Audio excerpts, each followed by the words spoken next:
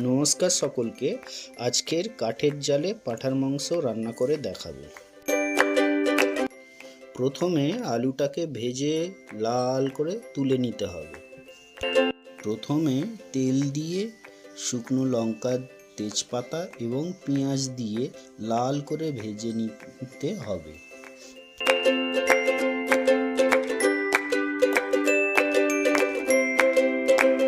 প্রথমে আদা বাটা দিয়ে কিছুক্ষণ পর রসুন বাটা দিয়ে ভালো করে ভাজতে হবে।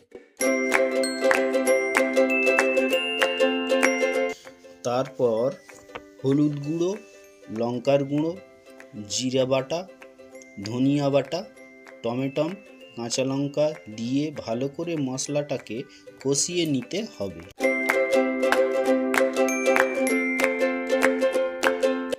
এরপর পাঁঠার মাংস দিয়ে 30 মিনিট মতো ভালো করে কষিয়ে নিতে হবে।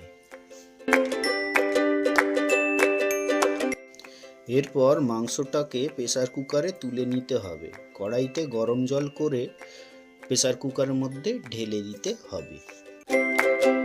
এরপর গ্যাস ওভেনে প্রথমে 5টি সিটি দিয়ে তারপর আলু দিয়ে আরও 2টো সিটি মেরে ও গরম মশলা দিয়ে গরম গরম পরিবেশন করুন পাঁঠার মাংস।